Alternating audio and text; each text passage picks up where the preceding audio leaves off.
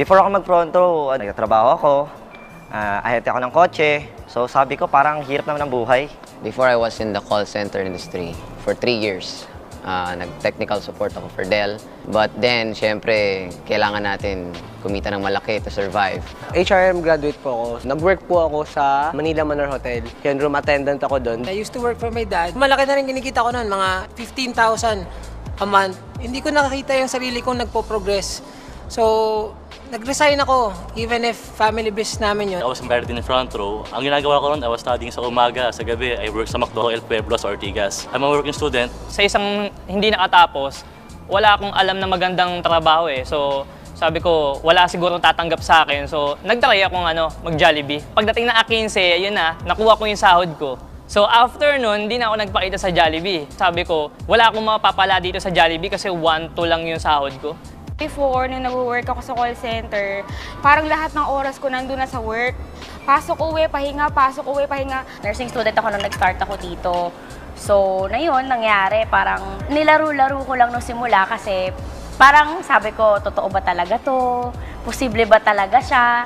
Hindi ko nga akalain na, alam mo yun, pwede ka talagang kumita sa ganitong business. Ang front row kasi open siya sa lahat. Daming klaseng professionals na nandun. Parang mga parang mga bata lang. Tapos ngayon, very successful na sa ginagawa nila.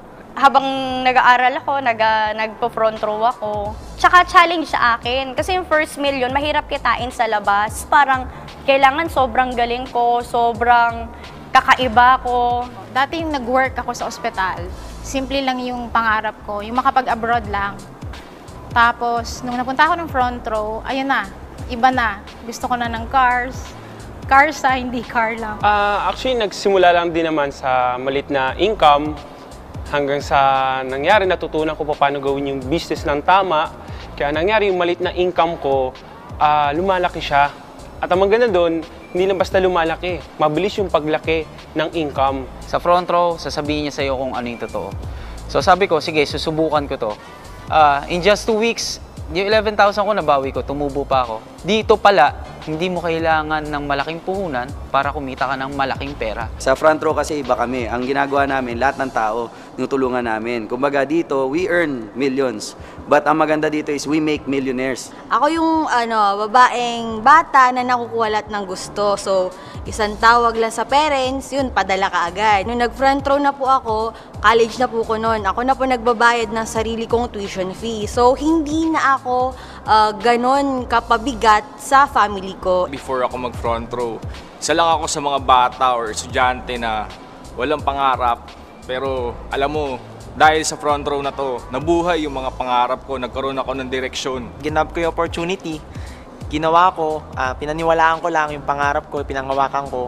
Ngayon, isa na ako sa mga naging top earners. At the same time, isa na ako sa mga malapit na mag-M-Club. Hanggang ngayon po, hindi ako makapaniwala na sa loob ng maikling panahon na pagsistay ko sa front row, na sa hinaba-haba ng panahon ko sa pagtatrabaho sa labas, dito mas maikli, mas mabilis nakuha ko ang isa sa mga goals ko sa buhay. Na-invite lang din ako, pero nag-invite sa akin, kakilala ko. Naunan, hindi ako naniniwala, pero naniniwala rin ako sa front row. Kasi nakita ko yung mga kakilala ko, kaibigan ko, nagkakaresulta na eh. Try ko na lang din, wala namang mawawala sa akin eh. So, trinay ko na lang siya. Sa umpisa, negosyo talaga, ibibigay mo 100% mo. Kasi negosyo eh. Pag binigay mo sa umpisa, yung kabig mo pagdating ng dulo, tuloy-tuloy eh. Yun ang maganda sa negosyo. Dati from ordinary student na dati nangangarap, sabi ko, gusto kong magkaroon ng ganito, gusto kong makuha lahat ng pangarap ko, gusto kong gumanda yung buhay ko. Ngayon, nung nakita ko po yung front row, masasabi ko na lahat ng pangarap ko simula pagkabata ako, nakuha ko siya dahil sa front row. Before ako mag-start sa front row, student ako sa Trinity. Nakita ko dito na sa maiksing panahon, naging maganda yung income ko. Marami na rin ako na-achieve sa front row. And patuloy ko pang ginagawa ang front row. Natutulungan ko na yung pamilya ko. Explore ko na yung buong Pilipinas and not just the Philippines, but the whole world. Kasi ngayon, nagtutour pa kami. We've been to Singapore, to Korea. Imagine mo yan sa nangyari sa amin sa front row, nagkaroon kami ng mga all expense paid by the company na talagang just for fun, not to work. Hindi ka lang kikita talaga ng malaking pera. Life-changing talaga siya, yung mismong personality mo mababago. Hindi lang naman pangarap mo o personal na pangarap mo kukunin mo eh. Kumbaga, everyone helps each other to get everyone's dream. And for me, that's the reward that I enjoy right now. Alam ko na sa front row, posible ko makuha yung pangarap ko. So, lahat ng kailangan mo nandun na darating sa'yo. Nabibigyan ka ng chance kahit na estudyante ka, hindi ka nakapagtapos. Yung kitaan, yung good relationship sa loob, natututo ka. Sabi ko nga nung una, kaya ko bang kumita ng milyon dito? Pero natututunan pala. From wala, nagkaroon ako. Yung kikitain ko sa labas ng ilang taon, dito ilang buwan lang. Sa front row, one time lang ang investment, forever na yung kita mo. Dito sa front row may TF din. Yung tubo, forever. Iba pag nakakabago ka ng buhay. Iba yung feeling pag front row yung kasama mo. Simula naging member ako ng front row, sabi ko, aakyatin ko yung pinakamataas na pwede maakyat sa front row, hindi dahil para sa akin lang. Dito, makakabili ka ng sarili mo at sa sarili mong pera, makukuha mo, pinaghirapan mo. Ikaw yung tao na gustong-gustong yumaman.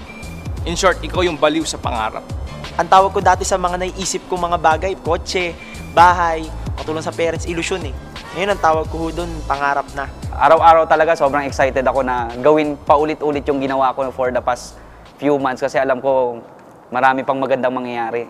Una sasakyan ko, Ford Expedition. First time ko makahawak ng ganong kalaking sasakyan. Sunod-sunod na yung blessing sa akin na dumating sa akin sa front row.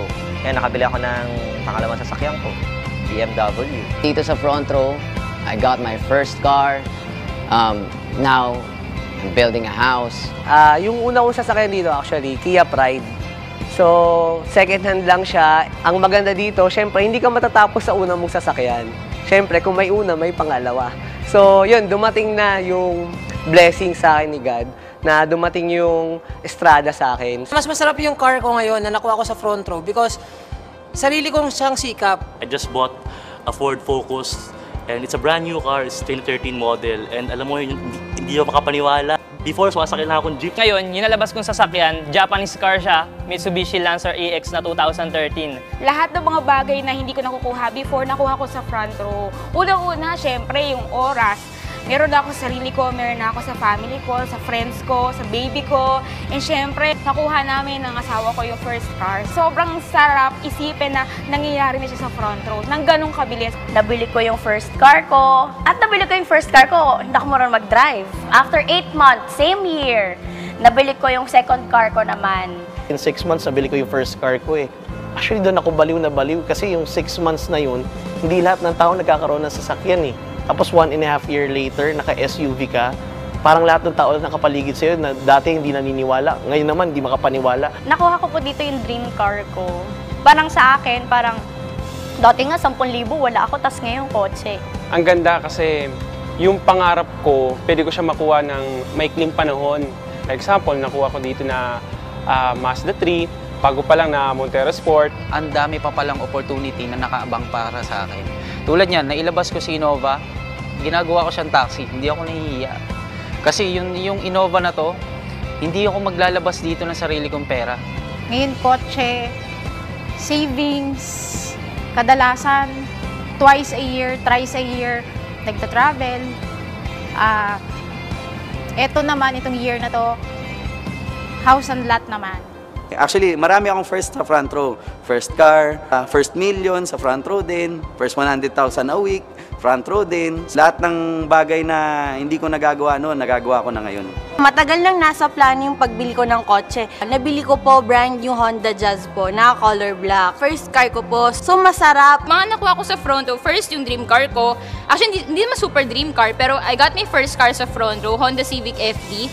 Tapos, dito lang, nag-birthday ako, sabi ko, regaluhan ko naman ulit yung sarili ko. Brand new Hyundai Elantra naman siya, 2013. And ginogol ko naman ngayon, townhouse naman or house and lot naman. Nakikita ko sa labas, marami naman naka-BMW pero nakakabaliw nun, hindi naman yung kotse. Nakakabaliw yung estudyante, nagmamaneho ng BMW.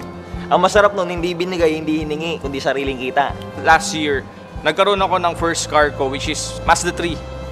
Yun yung first car ko, masarap. And syempre yung pinakamasarap, yun yung pinakanakakabaliw. Yung mismong pangarap ko talaga, which is Ford Ranger.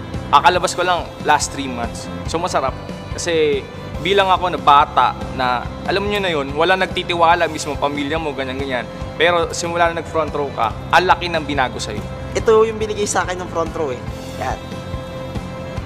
Brand new na 2013 Toyota Vios na kulay itim.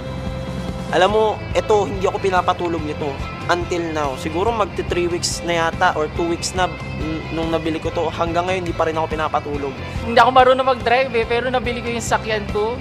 Sakyan namin, sa kauna-una naming Mazda 2. Hindi ko may paliwanag yung kasiyahan ko. Ngayon, meron na akong 3 kotse. So, ang sarap ng feeling kasi ngayon hindi na ako nahihirapan mag-commute. Hindi na ako nag-aabang ng matagal sa jeep, sa FX. Hello, I'm Richardson Hernandez. Ang masarap kasi dito, iba yung feeling ko eh, iba yung pakiramdam ko eh. Ang aga ko nakukuha yung mga bagay na alam ko sa labas sobrang tagal kunin. Tiffany Ebio po. Sa akin, kung ano man yung tulong na kailangan ninyo, huwag kayong mahiya. Ako si Kiko Tornilla from Subic. Ang advice ko lang, mahalin mo lahat ng rejections, utak, syempre, and commitment. Ako pala si Emil. Gawin mo to, simulan mo, baka ito na yung inaantay mo. Ako si Florence Castro. Lahat ng mga gusto kong ma-achieve sa front row, sinusulat ko lahat. Alam ko pag may pangarap ka, gagawin mo lahat eh, 'di ba? Pero lumalim 'yun dito sa front row na yung mga pangarap ko, posible pala siya mangyari. Subukan niyo yung front row, walang mawawala sa inyo. Tutulungan namin kayo. Hindi namin kayo pababayaan dito. Napakaswerte, napakaganda, napakasaya dito sa front row. Ako si Louie, at dahil sa front row, nakukuha ko na mga pangarap ko. Ako si Mac, dating nangarap, ngayon nakukuha ko na unti-unti dahil sa front row. Sumabay ka na. Ako si Sam Dayrit, isa ako sa mga tutulong sa inyo. Pag naging part kayo ng kumpanya, isa lang ang kaya ko ipangako, yayaman ka. Okay, Mogi, pasibugan. Kung di ka pa front row ka na. Kasi, para sa akin, di ka mag-front row, okay lang eh. Pero ako yung manghihinayang para sa'yo eh. Ako si Anto Garciliano, proud front row member. Ako si Johnny Suarez, graduate ng IT, no working experience. Pero maganda niyan, isa ako sa Millionaires Club ng front row. Kumita ako ng malaki dahil sa front row. Ikaw na yung next M Club. Tara na, sabay ka sa amin. My name is Jeanette. Sa mga gustong maging katulad ko, na kumita, hindi lang extra income, kundi millions talaga. Maging open-minded sa mga ganitong klaseng opportunity kasi life-changing siya. Well, I'm Sir Christian Villanueva. Basta tao may pangarap, pwede ka kaagad dito. My name is Lana. Tutulungan po namin kayo dito. Subukan nyo lang. Buksan natin, isipan natin. Napakaganda po nito. I suggest, subukan mo ng front row kasi you are missing a lot kapag hindi mo siya ginawa. So, join na kayo sa amin, magtulungan tayo, and huwag kayong mag-alala, we are here para supportahan din kayo, and tulungan din kayong makuha yung mga nakukuha namin. Ako si Brian, dahil sa front row, nagbago yung buhay ko. So kung gusto mo maging part ng company namin, tara, sumama ka sa amin, tulungan ka namin. I am Lee. I am Team Limitless. Walang hanggan ang pwedeng ilaki natin sa front row. I'm Russell ko, undergrad lang, pero dito sa front row, nagbago buhay ko, nakuha ko lahat ng gusto ko. Ngayon ako, proud ako ng being front row. Ikaw, saan ka? I'm Asha Blan, dating student. Hindi ako ihinto hanggat hindi natin nakukuha lahat ng pangarap natin. Thank you, front row. Front row, maraming salamat. Thank you, front row. Salamat sa iyo, front row.